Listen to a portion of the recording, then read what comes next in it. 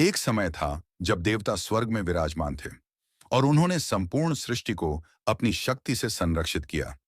परंतु उनका प्रेम और दयालुता अति हो चुकी थी। उन्होंने मनुष्यों को हर चीज दी, धन, शक्ति, जादू और समृद्धि।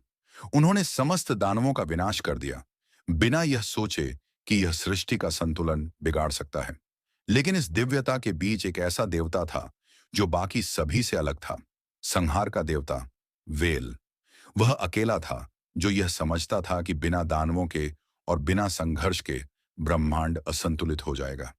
जब बाकी देवता मनुष्यों को सब कुछ दे रहे थे और समस्त दानवों का नाश कर रहे थे, तब वेल ने इसका विरोध किया। वेल, संहार का देवता। तुम्हें क्या लगता है कि दानवों का अंत करके और मनुष्यों को सब कुछ देकर तुमने सृष्टि का भला किया है? मूर्ख हो तुम सब। बिना अंधकार के प्रकाश का कोई मूल्य नहीं, बिना संघर्ष के शक्ति का कोई अर्थ नहीं।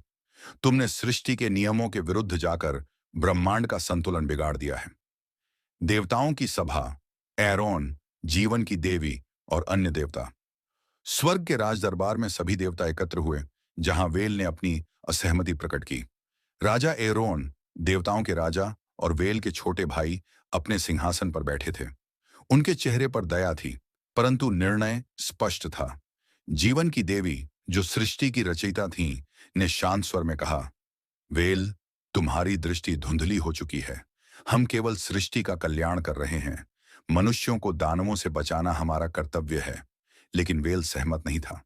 उसने क्रोध में अपनी तलवार उठाई और समस्त देवताओं के विरुद्ध युद्ध की घोषणा कर दी।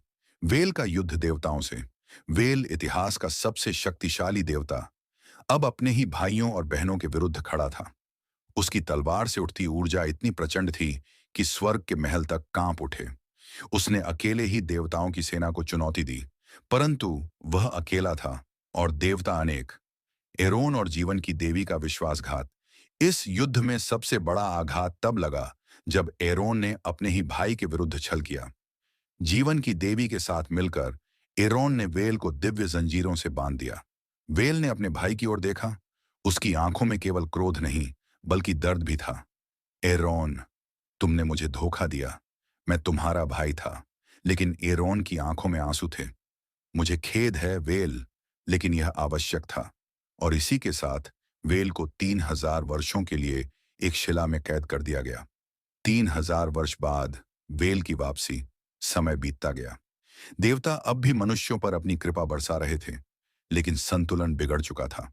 और फिर एक दिन वेल की शिला टूट गई। उसकी आंखें फिर से क्रोध से जल उठीं। उसकी शक्ति पहले से अधिक भयानक थी। अब समय आ गया है। मैं तुम्हारी इस अधूरी दुनिया को समाप्त करूंगा। वेल की युद्ध घोषणा। शिखर पर खड़ा वेल अब अकेला नहीं था। वह अपनी तलवार उठाकर पूरे स्वर्ग को ललकार चुका था।